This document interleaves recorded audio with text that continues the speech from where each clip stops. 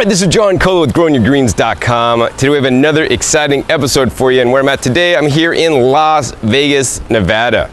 And in this episode, what I want to show you guys is actually a way you guys could grow food even if you live in an apartment, a condo, or a house with an HOA that you can't grow in the front yard like I'm here, or whether you have a backyard that's small and you don't have a lot of room to grow, or maybe you don't get good light, or maybe you got too much shade in your backyard.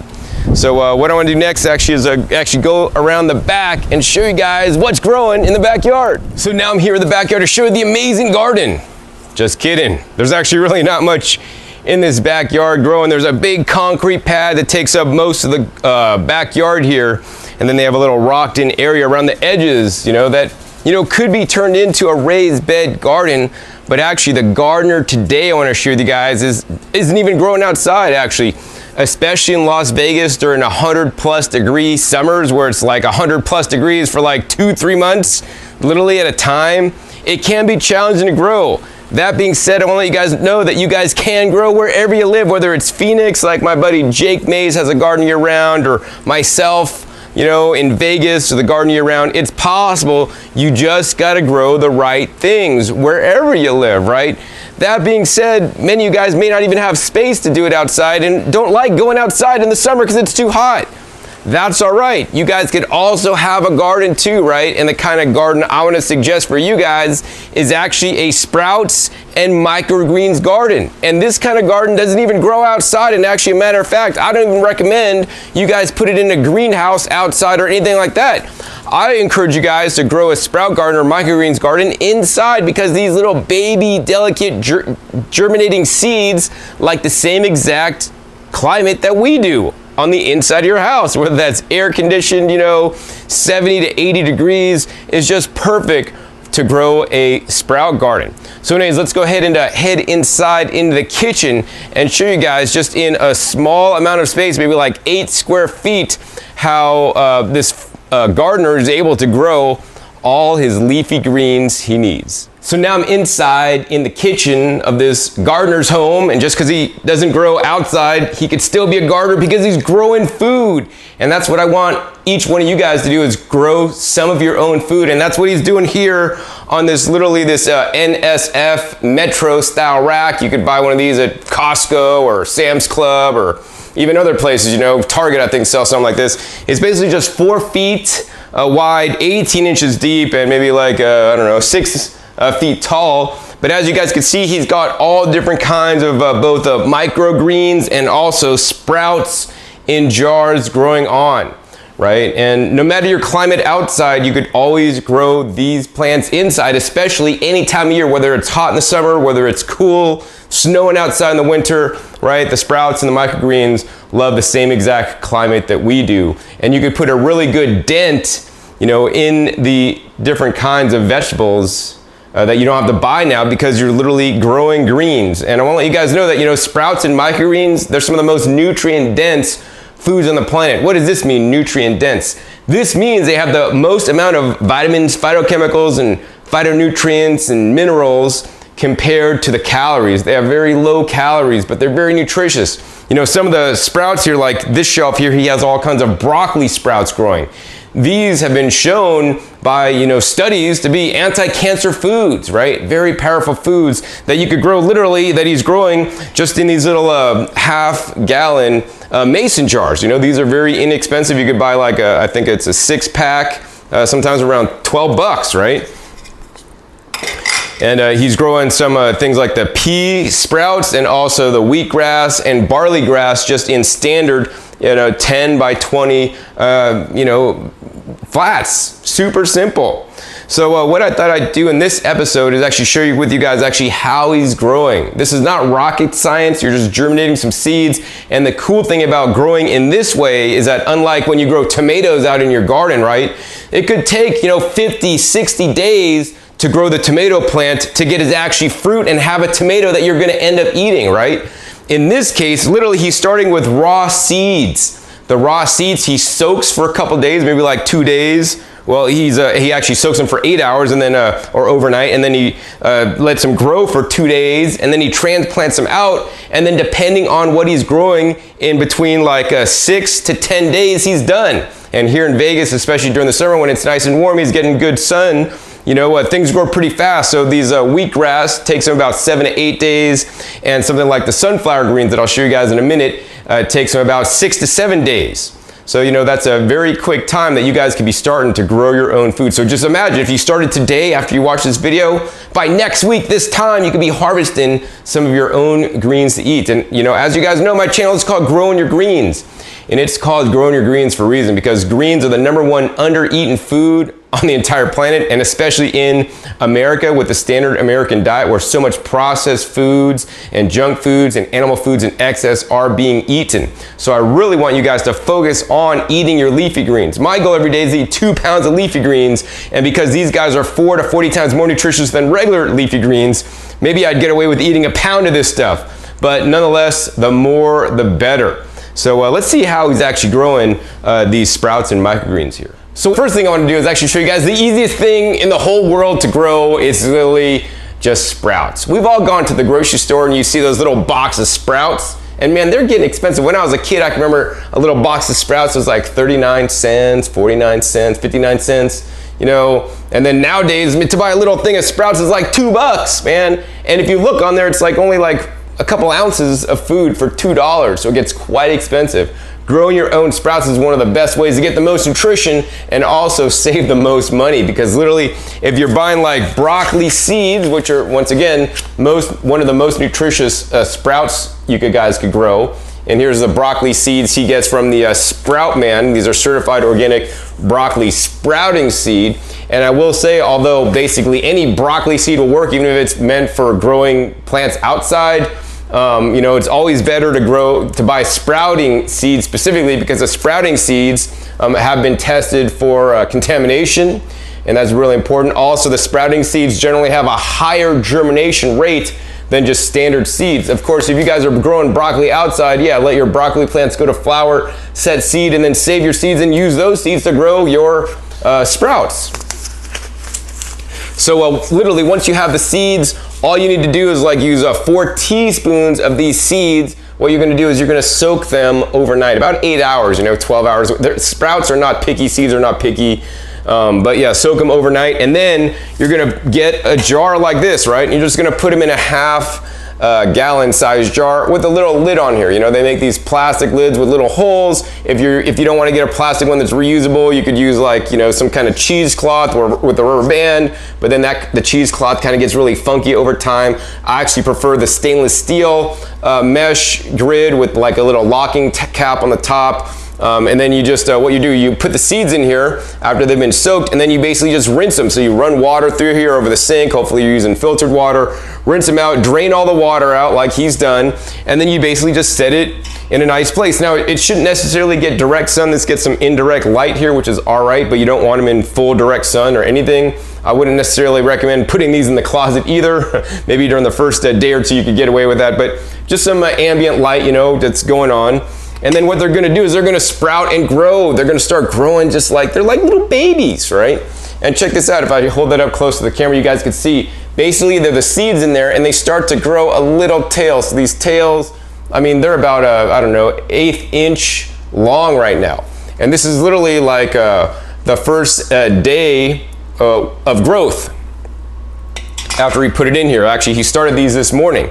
And then, you know, what he does is every day he starts one batch, right? So if he starts a batch today, in just about 6 days, he's ready to harvest the one he did 6 days ago. So we'll go down the line. This is cool, right? This is the one he started today, right? Here's the one he started yesterday. Look at the difference between this guy. This is today, and this is the one done yesterday. Look at that. I mean, they grow so much. They're still very small. They're starting to green a little bit, and they're not yet very big, right? And then we go to the next day, right? The third day. And look at the third day, right? Now they're getting even bigger. They're filling more of that jar, right? And then we go to the fourth day. The fourth day, they're even filling more of that jar. right? And then on the 5th day, that's when he actually takes them and he rinses all the hulls off. So you guys can see there's like lots of hulls in there. You could eat the hulls, they're not gonna hurt you, but they don't necessarily taste so good. There's probably some beneficial nutrients in there they might be eaten, but most people don't like to eat the hulls. So basically he washes the hulls all off, and then on the 5th day, and then he'll basically put them into a large one like this without all the hulls. So you guys can see this is relatively clean. And basically he doubled up the 5th day and the 6th day, and it's in this, that's why it's double right now. But then now these are the ones ready to eat. So literally in 6 days, you could have probably one of the most important anti-cancer foods in the entire world, right? The broccoli sprouts, they contain sulforaphane, isothiocyanates, and all these other discovered and undiscovered phytochemicals and phytonutrients that I want you guys to eat on a regular basis. Now, once you have your sprouts, how do you eat them, right? Well, that's a good question. So, you know, one of the things he does here is he juices them. So this way you can actually concentrate the nutrition in the sprouts. Aside from juicing them, I would also encourage you guys just to eat them, right? Our teeth are our best juicers that we're given free and clear. The unfortunate thing is most people don't chew their food properly. They may take 2 chews and swallow. And in that case, a juicer is definitely something better to use. But if we just take, you know, handfuls of these sprouts and just put them in our mouth and chew them up into a mush and swallow them, we're gonna get, you know, the best nutrient value out of them. It's very important not to heat or cook your broccoli sprouts before you start masticating them and chewing them on up, because you will lose some of the anti-cancer benefits contained within them. The other thing you guys could do is just make a sprout salad, you know, add it to different recipes, right? Always add these last. So if you're making something cooked, cook it and then take that out, let it cool a little bit, then just add the sprouts on the top. And you know, I would like you guys to add copious amounts of these sprouts. I mean, if I have this many sprouts at once, I would just basically put all these in a bowl. I'd blend up a dressing, could be with like orange juice and macadamia nuts, blend it up with maybe some hot pepper in there, and pour that over the top and just eat a whole sprout salad. You know, or add these to a salad, you know, pick greens from outside if you have a garden outside, and then add sprouts to it. So you're getting the best of both worlds. You're getting all different kinds of vegetables in your diet. And you know, as much as I think very highly of these sprouts and microgreens, of course, there's something to be said about plants you can grow outside and eating many different kinds of plants, because although broccoli has, you know, been shown to be anti-cancer and have all these other beneficial effects, including being anti-aging to help keep you young, so many other plants have so many other different phytonutrients that are also so valuable for you. So yeah, broccoli, super simple. I mean, literally you just need these mason jars, some lids, some clean water, and the seeds. And I know you guys could do that. Now the next thing I want to talk about is some of the microgreens he's growing. You know, he's growing wheatgrass, sunflower, as well as pea microgreens, and there are so many other microgreens you guys can grow. And once again, the broccoli is simple, that's, you know, a little bit more difficult, but really not that hard at all. So let me go ahead and explain the process. So growing the microgreens are also really simple, real easy. It requires a few more things than just the seeds, a jar, and some water. So what he's doing here is he grows several different types.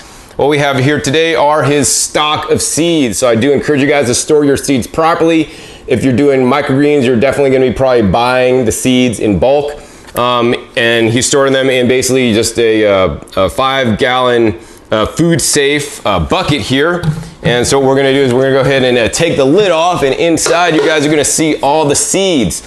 So inside here he has some sunflower seeds, and these are the black oil unhulled sunflower seeds. And all he does, he just takes a scoop in here, which is actually just 2 cups all measured out, and then he just takes these and he pours them in to a mason jar, right? So just like an empty mason jar here, he'll pour these into this guy, and then basically he soaks these, you know, and it does take some time to soak these, maybe like 12 hours or so. He'll soak them. They need to be totally just indoctrinated with water, literally. Now, besides just soaking these in water, he adds also something else that I encourage you guys to do. He's using actually the Ocean Solution product, and that's right here, the Ocean Solution. And so what the Ocean Solution does, it basically adds up to 90 different trace minerals into the soap water that now the seeds could absorb, and they could have some extra nutrition when they're growing. He has found that by using the Ocean Solution, when he's just soaking his seeds, that the plants that end up growing are a little bit more crunchier than without using them. I always encourage you guys, whenever you are able, to use some extra trace minerals. And in the case of the seeds, to me, the water-soluble trace minerals such as the ocean solids make the most sense because, you know, in general, small microgreens don't really pull nutrients up too much from the soil. The soil is there primarily to hold the roots in place. And so, yeah, so once he soaks those, and then that's basically, this is what he's going to get. He's going to get, you know, 2 cups of expanded, because now since they've been soaked, they're starting to grow and germinate, and they start to actually grow bigger. He puts this in a little jar here, and then he basically grows it like this for about 2 days, right? He'll rinse this, you know, and just basically drain it out, and then he'll just lay it here on the shelf, you know, with, once again, you know, just ambient light, not in direct sun or anything like that. And then they start to germinate, and then finally at some point the seeds start to pop open, a little tail comes out. Now, you know, he grows the sunflower like I just showed you, but he also will grow, you know, wheat and barley.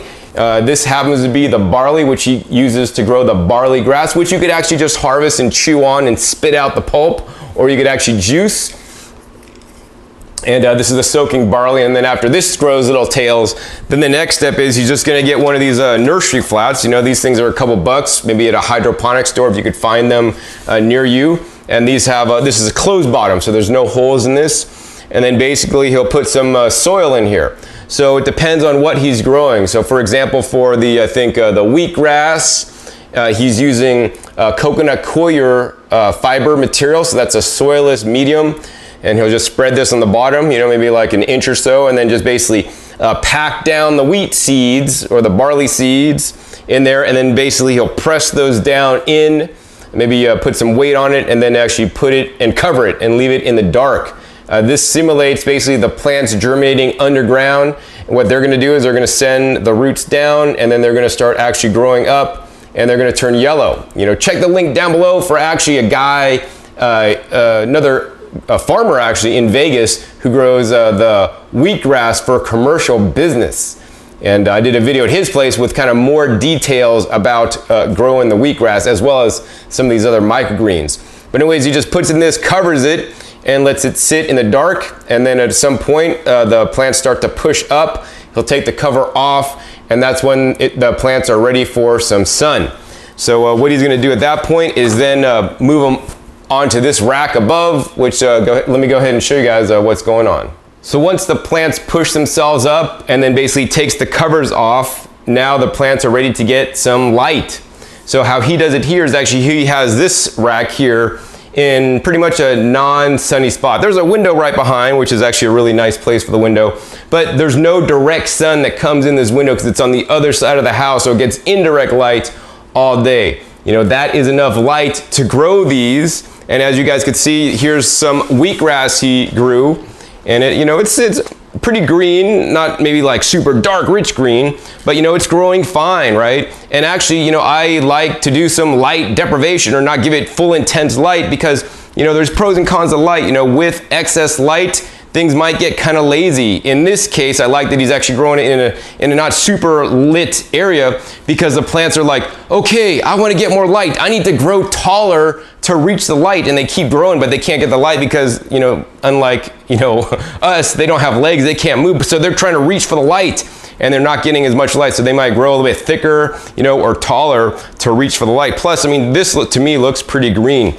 So this has only been growing, imagine that, 4 days after he basically put them in this tray to grow. So I mean, that's an amazing growth in just 4 days. I mean, this tray is almost ready to be harvested. Maybe in another day or two, he'll be harvesting this one. And then over here, you know, same thing.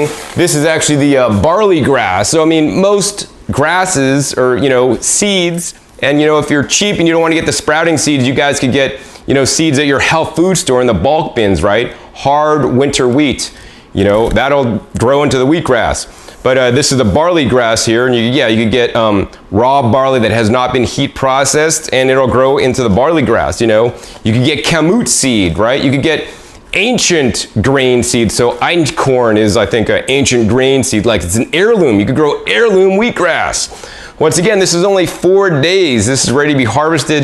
This will produce lots of fresh juice and add lots of nutrition to your diet, right? The Ann Wigmore Institute, right? I visited them a while back. I'll put a link down below if I remember to that video.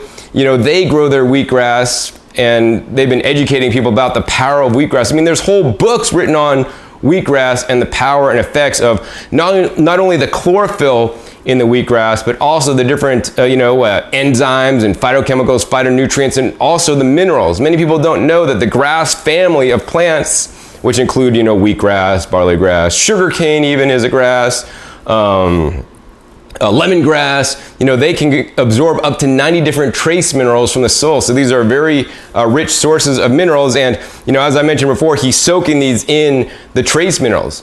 That being said, most of the nutrients in the grass will actually come from the seed that you're starting with. So it's very important to get good, high quality seeds. Hopefully they're organically grown seeds. And when you guys go to pick out seeds to purchase, right, ask the seed seller how many pounds or how many seeds are actually in a pound. So for example, I'm gonna make up numbers here. Say you ask the seller how many seeds are in 1 pound of your wheatgrass seed, and he tells you, and once again, I'm making up numbers, this is not accurate. He says there's 900 seeds in 1 pound, which is probably way low.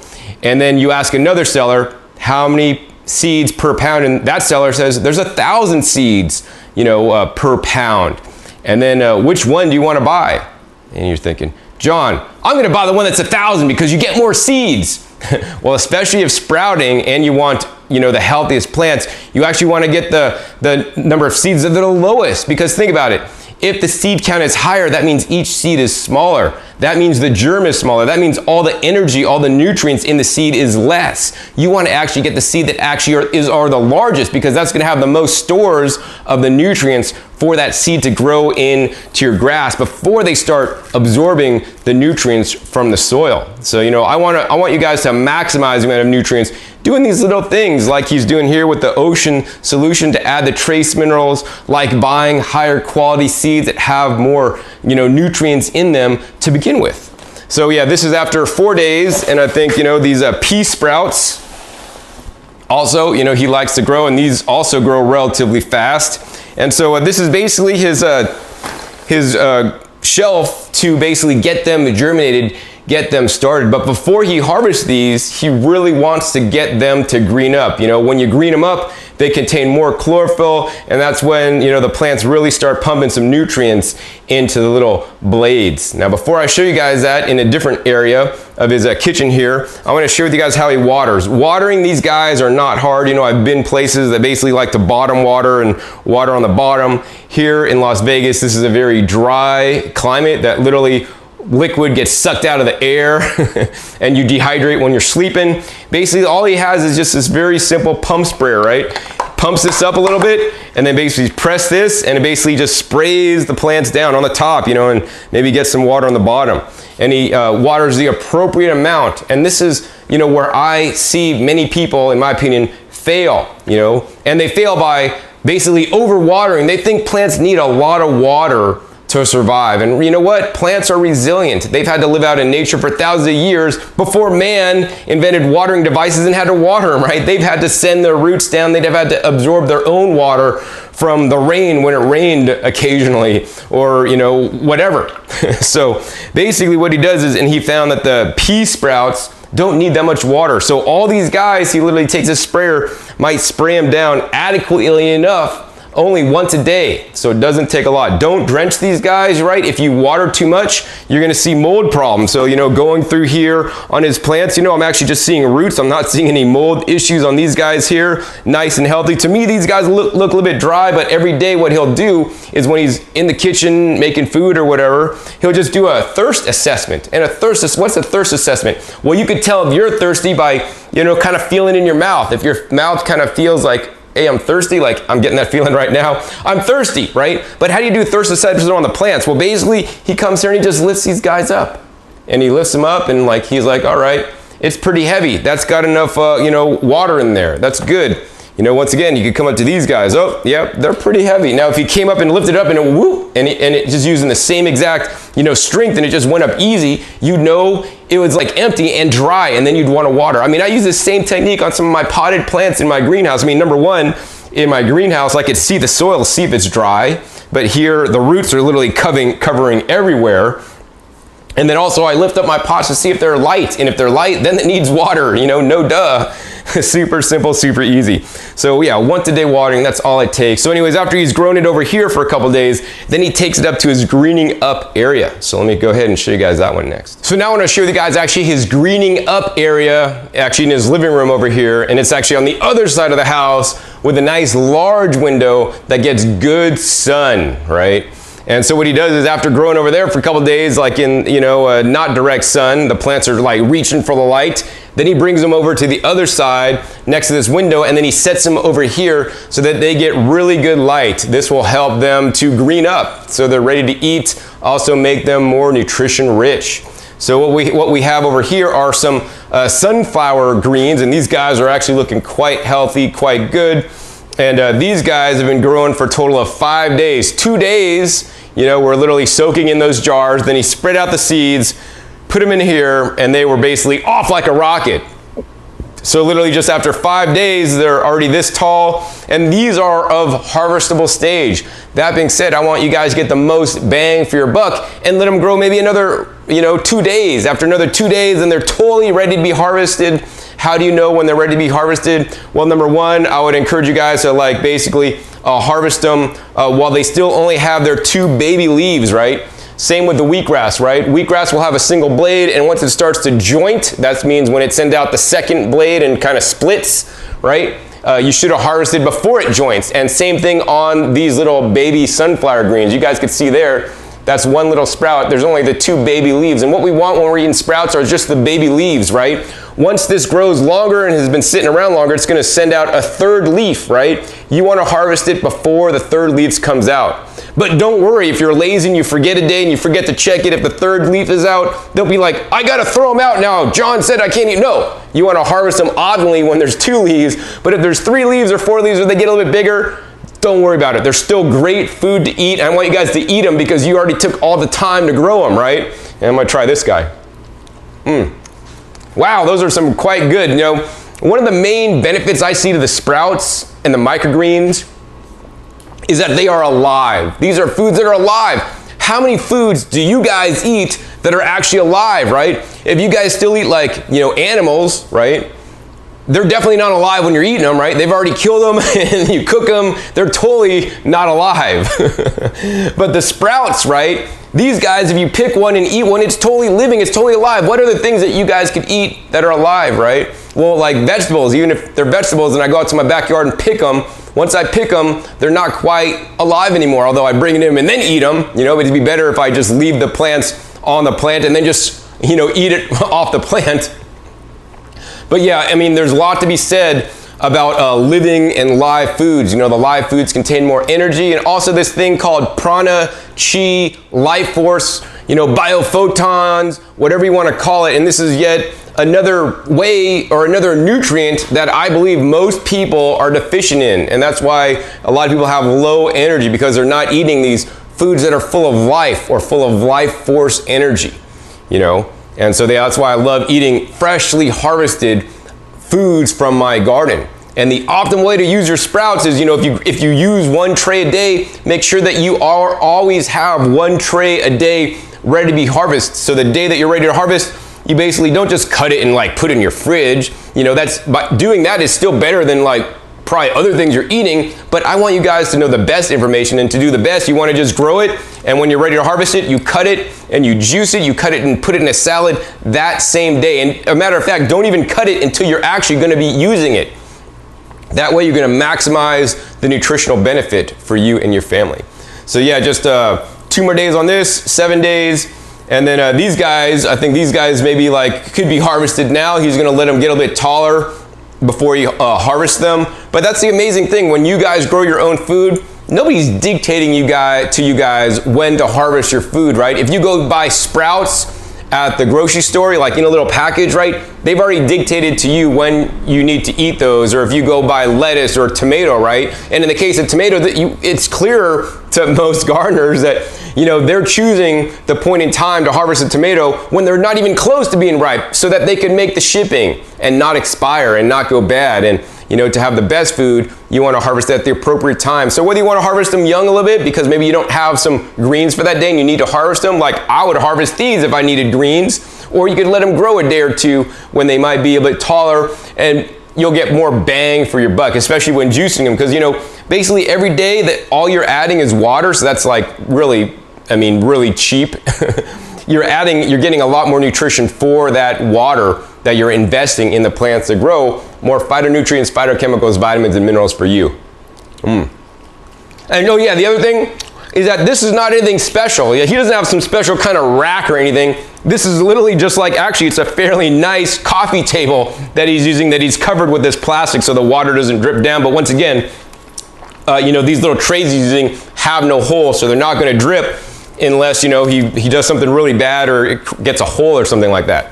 So yeah, it doesn't take a lot. You don't need to buy these special shelving. You could just use whatever you got, you know. You could grow these on your kitchen table, right? Grow these on some extra counter space. Not too difficult. And as you guys have seen today, you know, he's very successful growing the sprouts and microgreens here, and he has been for over 5 years now.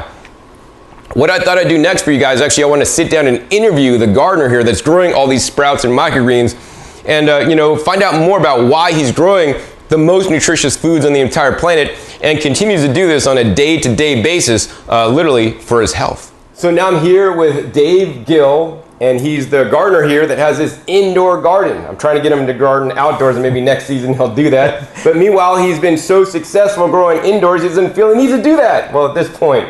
And he has so many greens to eat, and in some parts of the year probably has more greens than I have to eat, especially right before I plant for my summer garden and I took all my winter stuff out and I don't have so much to eat.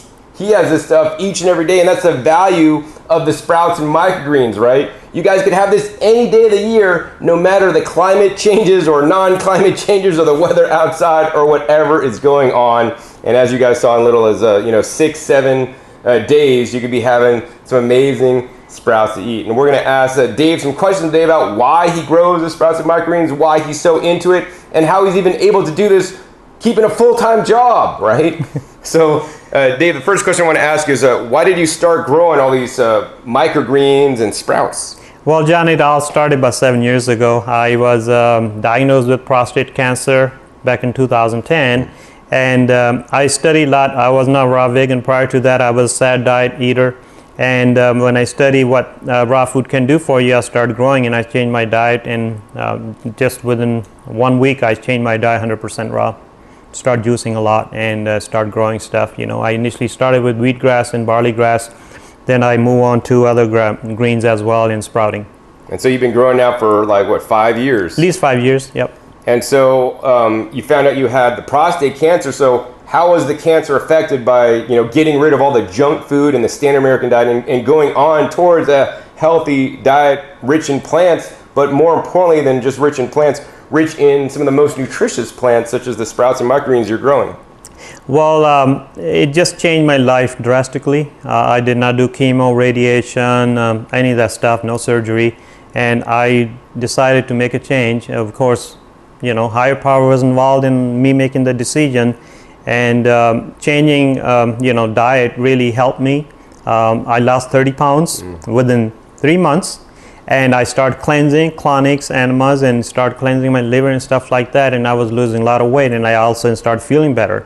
And I felt strong, I felt vibrant, And I went to the doctor after 3 months. He told me cancer is gone. Wow, amazing. So he literally got rid of his cancer by growing the sprouts and eating them. So let's talk about that. Like, how many sprouts, like you have a lot of sprouts here. How many of these sprouts do you actually eat in a day? I would say I do at least 16 ounces of juicing, of 16 to 20 ounces of juicing of sprout. At least one tray. So you juice 1 tray a day, literally? Yeah, 1 tray, and don't forget about 4 ounces of juice of broccoli sprouts too. Every day? Every day. Wow, so 4 ounces of juice or 4 ounces of juiced broccoli?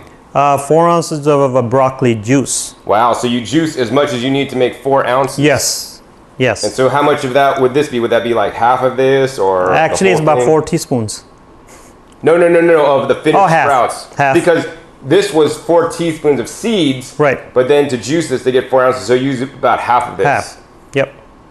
And then 1 whole flat. So I think, that's quite a good amount to eat on a daily basis, whether you just want to be healthy or whether you're trying to reverse some kind of a disease situation. So let's see. So I guess another question I have for you, Dave, is how much time do you invest in growing? I know you're a busy real estate agent here in Las Vegas, and if you're looking for a house or something, definitely call Dave. He's a good guy. I could vouch for him. But how many hours a day do you spend tending to your sprout garden? It's like tending to your regular garden. You got to put work into it to get the benefits out of it. It's not like, I'm not going to say it takes me 30 minutes. It takes me, I would say, an hour and a half from juicing, cleaning, sprouting. I would say about an hour and a half a day, average. So an hour and a half a day, but to grow and also to juice. So I know juicing can take a lot of time. I juice myself, but just thinking about the growing, because many people might just want to grow the sprouts. You don't necessarily need to juice the sprouts. Something like barley or wheatgrass you might, but the sunflower greens you could just actually eat. But to get the highest and best benefit, I think you juicing them in a slow juicer, really get some of the nutrients out. I mean, I could sit here and I could pluck out some of these pea greens, and wow, they're actually quite good, quite flavorful, but they're really kind of fibrous, and some people might not like to chew their food and eat a salad, like a sprout salad, and chew it for like an hour to get all the nutrients out, and that's why juicing is good. So if you didn't juice, how much time do you think you spend soaking seeds, watering them once a day, and taking off the tops and maybe moving them to the other side? It takes time. It's a take time. I haven't timed myself because I enjoy so much, John. So I don't time myself, but it takes effort. It takes effort. I would say about 10 hours, 12 hours a week, on the average. But like I say, I'm a regular guy. I told John, I work, I make a living. This is something that I have passion for and share with other people as well. And I do it for my health. Everybody has different reasons, but I think for me was to live, and I did that to that extreme, and I will continue to do that, and I will continue to share that with other people as well. Yeah, that's very important. I mean, that's why I got into dietary changes and growing my food as well. A lot of you guys out there might be healthy, and you might think you're healthy, but you're only healthy until like the one day that the doctor says you got cancer, or you're only healthy until you drop of a heart attack, or you go to the doctor and he says you got blood sugar issues, you got diabetes, right? And instead of just reacting to when you get a situation like actually both me and Dave did here, I want you guys to be proactive so that you don't get sick in the first place. And literally by growing a flat or two, so you can harvest it every day for you and your family, juice some of it, eat some of it, you could actually stop this from happening in the future. And even, especially if you have loved ones that are pets, right?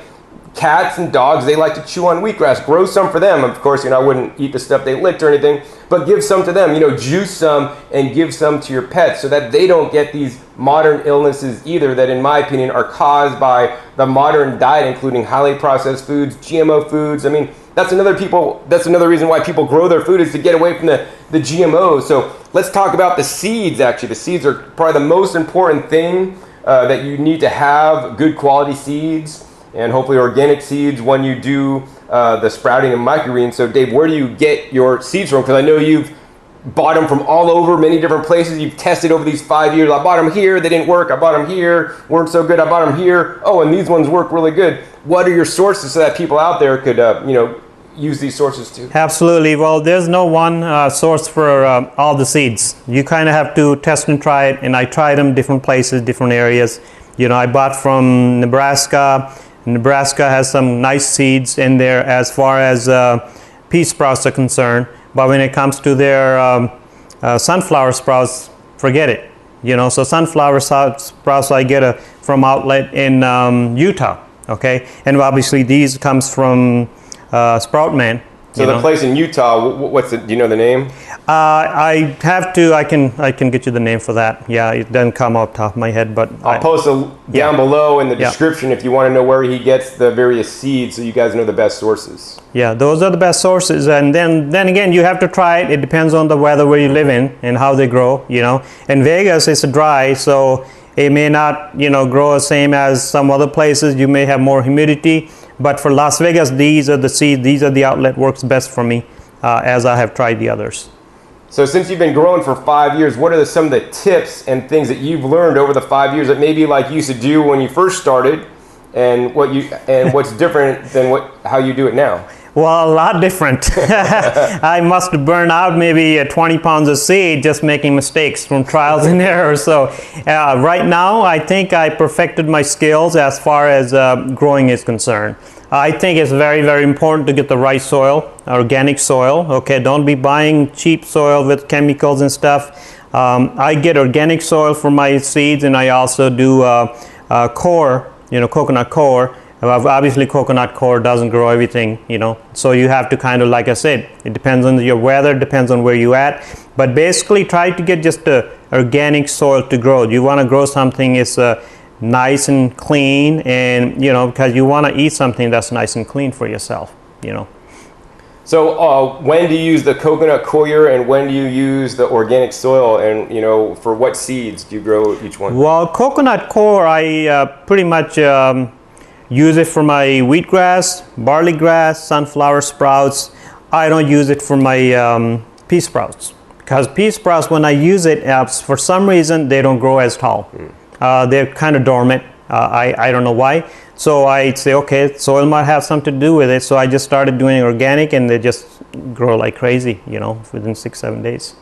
Wow. So yeah, that's what I'd recommend for you guys. Once again, if you're starting out, you might fail. Like he wasted 20 pounds of seeds, and guess what, guys? 20 pounds of seeds is not much. Like pound of wheatgrass seed might cost like $1 or something, right? Sunflower seeds, also very inexpensive. And if you're really cheap just to get started, not that I necessarily recommend this, but I do know people that do this, is you could go down to Walmart and get some, black oil sunflower seed meant for bird food. Now, on that package, it says not for human consumption, right?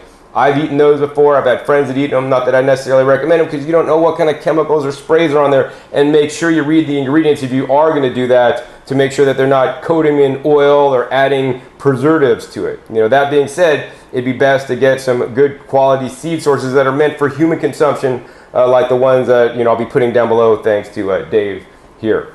So let's see, Dave. Any other final comments you'd like to share with my viewers today about growing the sprouts and the microgreens, or any reasons why they might want to do this? Well, if you want to stay healthy, this is not hard to do. And I don't have green thumb. You see my outside, I can't even grow anything in the pot. I can't. I tried. I can't even grow mint. It burned on me. Even aloe vera plant burned on me.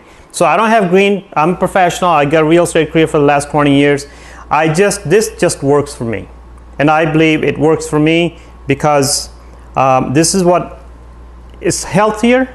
These are like 100 times, up to 100 times more nutrient dense than buying broccoli. Yeah, especially the stuff in the store that's been picked and shipped and probably like a couple weeks old by the time you get it, and the nutrients are going down. I would just say, just do it. Just do 1 tray a week.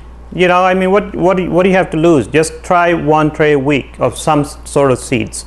And once you start getting used to it, then you'll see it'll make difference in your health. Whether you're sick or not, you will feel the energy. Okay, I was telling John, I can't sleep at night a lot of time because I got so much energy. I'm looking for something that I can sleep, So, but it is what it is. You have to do what's best for you. Our individual need. My need was to get rid of cancer. Cancer is gone, but now I'm kind of hooked on it, because it gives me the energy, it gives me the strength, and it gives you the endurance. It also gives me a lot more sharpness in my mind. Yeah, I've experienced all those things as well. And the other thing that I want to say is that, even if you have cancer, whatever disease, and you get over it, don't just go back to doing what you did in the first place to get you the cancer in the first place. Now Dave is living a cancer-free life, eating the most nutrient-dense foods that's going to prevent him from getting cancer in the first place. Most Americans are eating processed junk food, GMO foods, which in my opinion causes some of these massive health problems in our society today. And furthermore, I want to say that start off easy, right? Microgreens and sprouts, by far the sprouting is the easiest. So I want to encourage you guys, you don't need a half-gallon mason jar to do this. You could use a 64-ounce mason jar that many of you guys have, right? And start growing some broccoli sprouts, some clover sprouts, some alfalfa sprouts, right? Start out easy, because you're going to learn the process of just soaking the seeds, rinsing them a couple times a day, making sure all the water is drained out. Dave's doing an excellent job of that, because if you have extra water in there, you get kind of moldy, kind of funky. So you want to make sure it's totally dry. So I actually like to store my jars, you know, kind of tipped upright, but don't have all the seeds to one side, have them like all layered at the bottom so they're all getting good air circulation.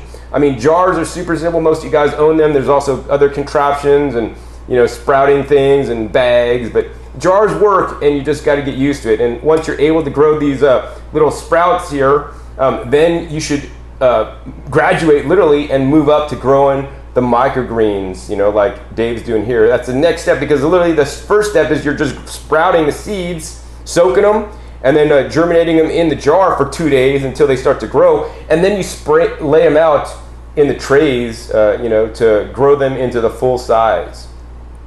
This stuff is super simple, super easy, no matter where you live, what time of year. If you've got a little bit of extra room in your house, even if you're just renting an apartment, right, and you have one room in your apartment, right, you could put some shelves hanging down from the ceiling and grow your sprouts and microgreens up there. There's always some room you guys could make, because these guys, I mean, literally just one jar doesn't take a lot, and then now you could be your own producer instead of a consumer in our society. And that's what I want for all you guys. I want you guys to take, you know, responsibility for some of the food you eat, even if it's just 1 jar a week, right?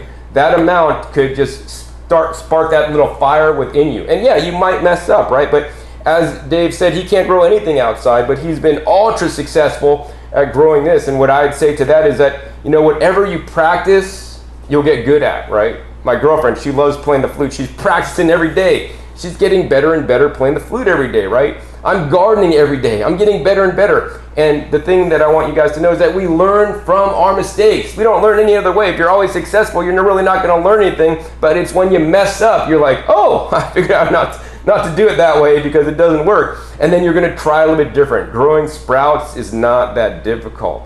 So Dave, are you available actually to help people grow sprouts if they need help? Or? Absolutely, absolutely. They can call me anytime. Wow. You know, we'll put our number down, my number down. I do help people. You know, people do call me about their health issues and stuff. I'm not a doctor. I give them what I do. I give them my testimony, and the rest is up to them. You know, yeah, I don't charge anything. I'm not a doctor. And if they need help, they want to know how to grow. Like John said, the easiest to grow is this. This is the easiest. I mean, this is a no-brainer. So. Wow, it's amazing. Yeah, thank you for putting that offer out to all my viewers, and hopefully you don't get swamped with too many calls. I mean, likewise, you know, I make these videos for you guys for free because I want to be the change in the world. I want to see, like Gandhi said, literally, right? I want everybody to start growing. I want everybody to be healthy so that we can get rid of this sick care system that's dragging down the nation, right? So that all these people don't get sick, they don't have to suffer, and they can live healthily. And unfortunately, we're not taught how to grow our own food in schools, and I believe that, you know, every child in the nation should be taught how to grow food, because this is we all need to eat, right? We're taught how to do reading, writing, arithmetic, and science, and all these things that may not have so much use outside of school, but we all need to eat. So I hope gardening programs come back in the future, and that's why I do these videos. And you know, Dave's here to help you because his life has been saved to, you know, be put on this planet to, you know, help others, and I mean, help thy fellow man. So Dave, do you have any other final comments or words of wisdom you'd like to share with my viewers today before we sign off? I just want to add one more thing. I do have a website dedicated to how to grow stuff. Okay. We'll put that link right. What is it? Gods, G-O-D-S, Gods RX, just like drug.org. godsrx.org. Yeah, check that website out. Learn how to grow stuff, learn more about Dave and what he does to help the planet be healthier.